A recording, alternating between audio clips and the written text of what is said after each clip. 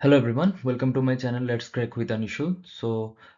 इस वीडियो में हम जो 5 यूनिट जो बाकी रह गया था हम लोग डिस्कस करना, क्योंकि इन सबसे इम्पोर्टेंट टॉपिक वगैरह जो हम लोग डिस्कस कर रहे थे, पहले के 5 यूनिट हमने डिस्कस कर चुके थे। अभी और 5 यूनिट जो बाकी है उन सब के बारे में डिस्कस करेंगे कि इम्पोर्टेंट टॉपिक्स वगैरह कौन कौन से हैं हर एक यूनिट में से। और प्लस इस वीडियो के एंड में मैं कुछ टिप्स एंड ट्रिक्स दूंगा कि पेपर 1 को कैसे पढ़ा जाए, किस तरीके से पढ़ा जाए और कैसे पेपर 1 के लिए अप्रोच किया जाए फॉर यूजीसी नेट। ओके, मैं अभी तो बस इम्पोर्टेंट टॉपिक बता दूंगा। जब हम लोग यूनिट वगैरह अच्छे से डिस्कस करेंगे, हर एक टॉपिक पढ़ेंगे, तब जाके मैं आपको सब कुछ अच्छे से बताऊंगा। अभी फिलहाल बस जो आपका इम्पोर्टेंट टॉपिक वगैरह है वो सब हम लोग डिस्कस कर लेंगे। ओके, जैसे कि एक minute. Okay, logical reasoning. Okay, logical reasoning से आपका कैटेगोरिकल प्रोपोजिशन जो बनता है आपका ए ई आई ओ, ठीक है। ठीक है, इन सब के बारे में हम लोग डिस्कस करेंगे। इससे क्वेश्चंस आता है, आई मीन कैटेगोरिकल प्रोपोजिशन का स्क्वायर ऑफ अपोजिशन। एक ऐसा बॉक्स रहेगा, ठीक है, ए ई आई ओ, कॉन्ट्रडिक्ट करेगा, कुछ सब कॉन्ट्रडिक्ट, ये सब करके कुछ क्वेश्चंस आते हैं, ठीक है, जो हमको समझना है। ठीक है, वो हम बाद में जब यूनिट वगैरह पढ़ेंगे तब हम लोग डिस्कस करेंगे। ठीक है, इससे क्वेश्चंस आता ही आता है, इस बार भी नेट में आप लोग ने देखा होगा कि आते हैं क्वेश्चन। ठीक है, mode and figure of syllogism, इन सब से आता है। फेलिसिस वगैरह, इनफॉर्मल, फॉर्मल, इंडियन फिलोसॉफी, जो कि आने में मेरे को बहुत मुश्किल हुआ था एक टाइम पे। टफ नहीं है, बट कुछ चीजें आपको है जो याद पढ़ सकता है इस यूनिट से। ओके, तो यहाँ पे इंडियन फिलोसफीज में तो बहुत सारे हैं, जैसे आपके संख्या हो गया, फिर जैन बुद्धिज्म, ये सब और भी है जो आपको पढ़ना है अच्छे से। ठीक है, उसके फाउंडर्स वगैरह आपको देखने पड़ेंगे, स्पेशल फीचर्स वगैरह देखने पड़ेंगे। फिर सोर्सेस ऑफ नॉलेज जिसको हम प्रमाणास बोलते हैं, फिर इन्फेरेंस, अनुमान वगैरह, फिर व्यापत्यन हेतुवापसा, ये भी एक टाइप का फेलेसी है। ठीक है, इंडियन लॉजिक में जो आता है। ठीक है, तो ये सब हमको पढ़ना है। अभी फिलहाल बस मैं आपको टॉपिक बता दे रहा हूँ इस यूनिट का कि कहाँ कहाँ से क्वेश्चंस आते हैं। मतलब यहाँ इस इन सब टॉपिक से क्वेश्चन छूटता ही नहीं है, आ सकते हैं, मतलब 90% प्रोबेबिलिटी ही आएगा। टॉपिक आप लोग एग्जाम में छोड़ के ही नहीं जा सकते इस यूनिट से। ठीक है, तो ये सब आपको पढ़ना है, और जब हम लोग यूनिट शुरू करेंगे तब इन सब के बारे में हम लोग अच्छे से डीपली पढ़ेंगे। ठीक है,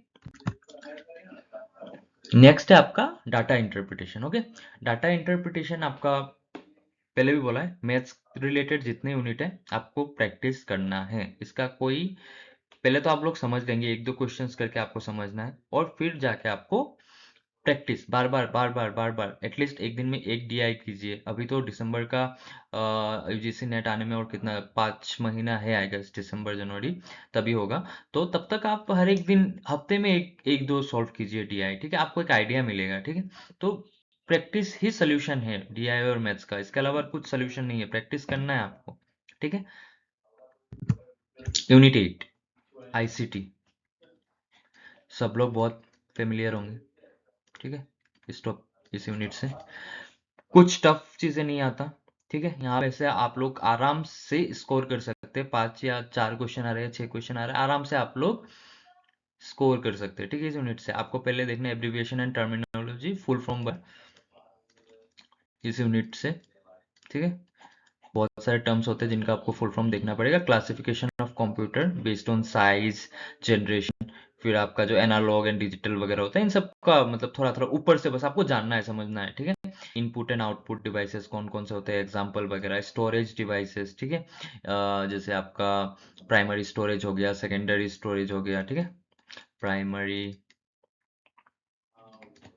सेकेंडरी, मेमोरी वगैरह हो गया। ठीक है, वोलेटाइल, नॉन वोलेटाइल मेमोरी और स्टोरेज। एक मिनट, वोलेटाइल, नॉन वोलेटाइल, इन सब के बारे में आपको आइडिया होना चाहिए with examples. Types of software, ठीक है, एंटीवायरस वगैरह, यूटिलिटी सॉफ्टवेयर, सिस्टम सॉफ्टवेयर। ठीक है, एप्लीकेशन सॉफ्टवेयर, यूटिलिटी, फिर आपका सिस्टम, इन सब के बारे में आपको idea and examples. Basics of internet सबको पता है, ठीक है। इंटरनेट वगैरह का फुल फॉर्म वगैरह कुछ आता है, जैसे यूआरएल वगैरह, यही सब सॉफ्टवेयर कौन से होते हैं इंटरनेट के लिए, यही सब हमको देखना है, ठीक है। पीपल डेवलपमेंट एंड इन्वायरमेंट, ठीक है। सस्टेनेबल डेवलपमेंट गोल्स, 17 गोल्स जो है आपके सस्टेनेबल डेवलपमेंट के, वो हायरार्की वाइज आपको याद होना चाहिए, ठीक है। याद करना पड़ेगा, ठीक है। इंपॉर्टेंट इन्वायरमेंटल एक्ट्स, कॉन्फ्रेंस वगैरह, उसके प्रोटोकॉल्स, इन्वायरमेंटल प्रोटेक्शन एक्ट जितने, उन सबका क्रोनोलॉजी, ठीक है। और इंपॉर्टेंट बातें जो उन्होंने रिकमेंडेशन वगैरह दिया है, उन सब से थोड़ा बहुत चीजें याद करना पड़ेगा, ठीक है। ऑल टाइप ऑफ पोल्यूशन, ठीक है। एयर, वाटर, सॉयल, ठीक है। इन सब के बारे में आपको नॉलेज होना चाहिए। पोल्यूशन, एयर, वाटर, सॉयल, इन सब का पोल्यूशन का आइडिया होना चाहिए, एग्जांपल्स पता होना चाहिए, प्राइमरी पोल्यूटेंट्स, सेकेंडरी पोल्यूटेंट्स, ठीक है। इन सब के बारे में आपको पता होना चाहिए। एयर पोल्यूशन से ज्यादा क्वेश्चन आता है, वाटर पोल्यूशन से ज्यादा क्वेश्चन आता है। वाटर से आपका वेस्ट वाटर जो ट्रीटमेंट होता है, उसके स्टेप्स वगैरह, उससे डायरेक्ट क्वेश्चन पूछ लेते हैं, ठीक है, वेस्ट वाटर ट्रीटमेंट का, ठीक है। फिर आपको ग्रीन हाउस गैसेस कौन कौन से है, उसके इफेक्ट्स, ग्रीन हाउस इफेक्ट्स वगैरह क्या क्या है, ये सब समझना है। ओजोन, फिर एसिड रेन, इन सब का आइडिया होना चाहिए, ठीक है। कौन से गैस से हो रहा है, क्यों हो रहा है, उसका इफेक्ट वगैरह। एंड पोल्यूशन से जो डिजीज है ना, इन सब का भी हमको नॉलेज होना चाहिए। इन सब से क्वेश्चंस दे देता है, ठीक है। तो आपको बेसिकली 17 सस्टेनेबल डेवलपमेंट गोल्स आपको याद होने चाहिए, क्रोनोलॉजी होना चाहिए याद, जो इतना भी इन्वायरमेंटल एक्ट्स, प्रोटेक्शन एक्ट्स वगैरह है, फिर कॉन्फ्रेंस वगैरह हुए हैं, प्रोटोकॉल्स हुए हैं, इन सब का आपको क्रोनोलॉजी याद होना चाहिए, साथ में उसके स्पेशल फीचर्स, पोल्यूशन का आइडिया होना चाहिए, डिफरेंट टाइप्स ऑफ पोल्यूशन का आइडिया होना चाहिए, क्या है इसका मतलब, क्या नहीं, उसके डिजीज जो रहे वो आपको पता होना चाहिए, ग्रीन हाउस गैसेस कौन कौन से हैं, प्लस उसके इफेक्ट, ग्रीन हाउस इफेक्ट क्या है, ओजन डिप्लेशन क्या है, ओजन गैसेस कौन, ओजन ओजन से क्या हो रहा है, ओजन डिप्लेशन वगैरह से, इन सब का आपको आइडिया होना चाहिए। एसिड ट्रेन में कौन सा गैस रिस्पॉन्सिबल है, फिर वेस्ट वाटर ट्रीटमेंट कैसे हो रहा है, उसके स्टेप्स वगैरह, ठीक है। Okay, and the last unit is higher education, okay. तो हायर एजुकेशन से आपके क्वेश्चंस क्रोनोलॉजी बेस्ड ही ज्यादा आते हैं, ठीक है। बुद्धिस्ट यूनिवर्सिटी का क्रोनोलॉजी जितना, विक्रमशिला, तक्षशिला, नालंदा, ये सब है, इन सब की क्रोनोलॉजी वगैरह पूछ लेते डायरेक्ट क्वेश्चंस। इस बार भी क्वेश्चन आया था, पहले भी क्वेश्चन आते ही रहते हैं। बुद्धिस्ट यूनिवर्सिटी का क्रोनोलॉजी, फिर आपका pre and post independence educational policies, acts, recommendation and chronology, ठीक है। सारे इंडिपेंडेंस से पहले, इंडिपेंडेंस के बाद के जितने भी एजुकेशनल पॉलिसीज हुए हैं, एक्ट्स हुए हैं, रिकमेंडेशन वगैरह हुए हैं, आप सबको ये सब पढ़ना है, ठीक है, याद करना है, ठीक है। फिर जो पोस्ट इंडिपेंडेंस में, जैसे कि आपका चेयरमैन वगैरह कौन थे, ये सब चीजें आपको याद करना पड़ेगा। फिर जैसे कुछ एजुकेशनल पॉलिसीज निकले तो वो उनके थीम वगैरह, उनके नाम, ये सब चीजें याद करना पड़ेगा, ठीक है। डिस्टेंस एंड रेगुलर यूनिवर्सिटी का क्रोनोलॉजी, मेन मेन, ज्यादा नहीं, मेन मेन जो रेगुलर यूनिवर्सिटी है, जो पहले बिफोर इंडिपेंडेंस बने हैं, उन सब का आपको ईयर, ये सब याद करना पड़ेगा। डिस्टेंस यूनिवर्सिटी कौन कौन से है इंडिया में फिलहाल, और टॉप 5 जो बोलेंगे कि जो इंडिया में एस्टेब्लिश्ड हुए थे, उन सब का क्रोनोलॉजी आपको याद करना है। नेक के बारे में आपको पता होना चाहिए, एनआईआरएफ क्या है, यूजीसी कब आया था, क्या नहीं, उसका फुल फॉर्म, काम क्या है, NCERT, same for SCERT, NCT, AICT, इन सब का आपको आइडिया होना चाहिए। एंड मोस्ट इंपॉर्टेंट एनईपी 2020, जिससे क्वेश्चंस आ रहे हैं, ठीक है। एनईपी 2020 का एक बेसिक आइडिया आपको होना चाहिए, ठीक है, for higher education. Okay, now let's discuss कि आपको जो यूजीसी नेट का पेपर 1 है, किस तरह से पढ़ना है, किस तरह से आपको इसको अप्रोच करना है, ठीक है। पेपर 1 में कितने यूनिट है, 10 यूनिट्स, ओके।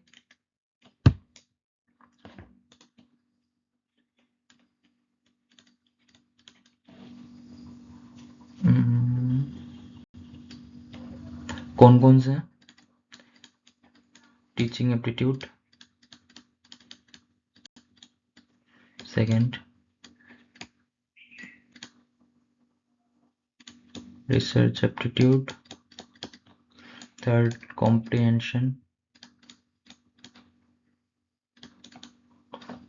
फोर्थ कम्युनिकेशन,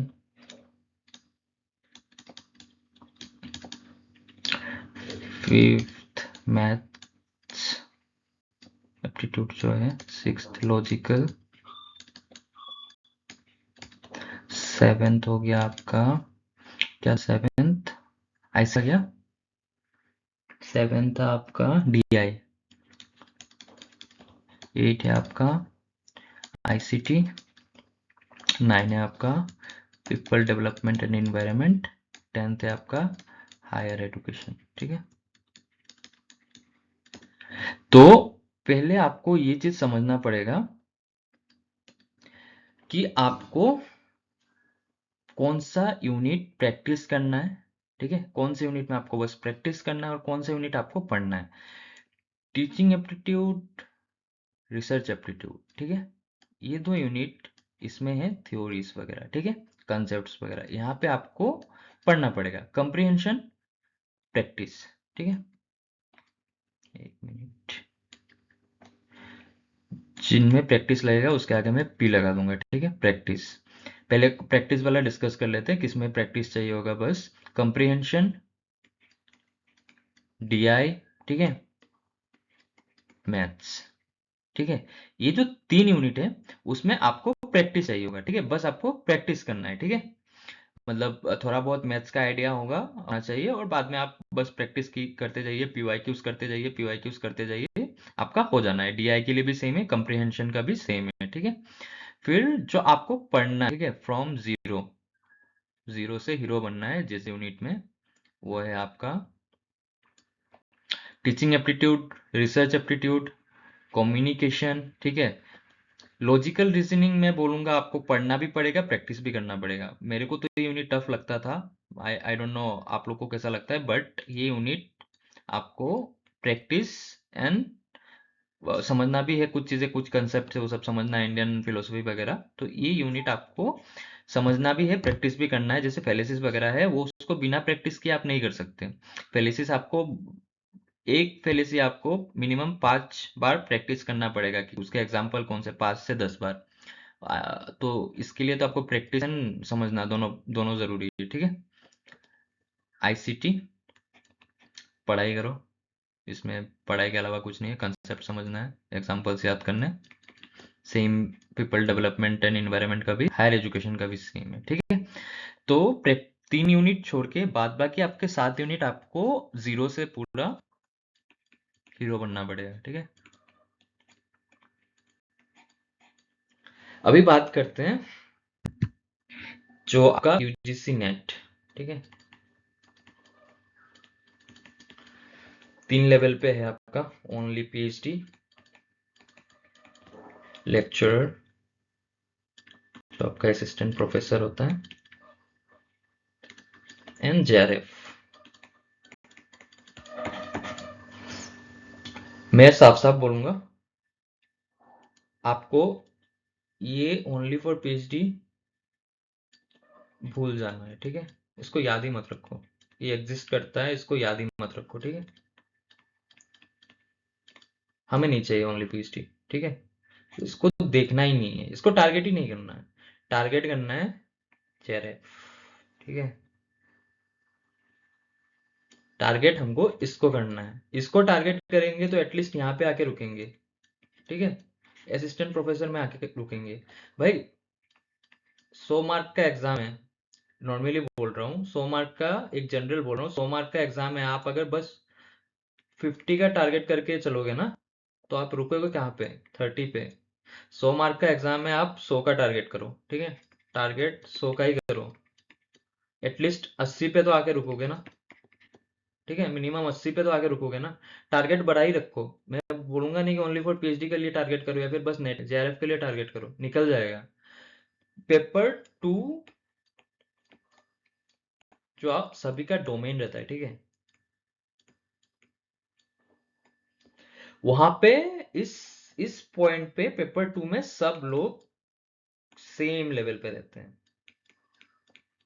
ठीक है, सब क्या रहते हैं, पेपर 2 सबका सेम लेवल रहता है, थोड़ा सा ऊपर नीचे 5 क्वेश्चन 10 मार्क ऊपर नीचे रहता है पेपर 2 में, वरना सब लोग पेपर 2 का सेम लेवल ही रहता है। आपका डिसाइडिंग फैक्टर कौन सा है, यूजीसी नेट जेआरएफ नेट निकलना, किस डिसाइडिंग फैक्टर एक ही है, पेपर 1। जिसका पेपर 1 अच्छा गया उसका नेट भी निकलेगा, जेआरएफ भी निकलेगा, ठीक है। पेपर 1 अच्छा करो, पेपर 2 आपका ऑलरेडी अच्छा है, पेपर 2 में आप लोग सेम लेवल पे हो, जितना भी डिफरेंट कोर्सेस वगैरह है, जितने लोग भी है सेम लेवल पे ही है, कोई ऊपर नीचे नहीं है, थोड़ा बहुत डिफरेंस होता है, बट पेपर 2 सबका सेम रहता है। आपका कंपटीशन है पेपर 1, पेपर 1 आपको बेटर करना है। Paper 1 will decide your rank. Paper 1 will decide either you will get JRF or not. Either you will crack net or not. Paper 1 में minimum questions 35 प्लस अगर आपके सही हो गए, 30 से 35 प्लस आपके नेट हो जाना है, ठीक है। और अगर आपका 40 प्लस हो गया, no one can stop you from getting JRF, ठीक है। 80 मार्क इधर से आपको मिलना है, 120 आपको पेपर 2 से स्कोर करना है, पेपर 2 से 120 या 110 कोई भी स्कोर कर सकता है, ठीक है, किसी भी कोर्स का। टारगेट पर 1 का रखो कि 35 प्लस हमको स्कोर करना है। किसी के अगर मैथ्स कमजोर है, ठीक है, मैथ्स कमजोर होने के बाद भी वो आराम से 35 प्लस 35 प्लस स्कोर कर सकता है, इवन कि 40 प्लस।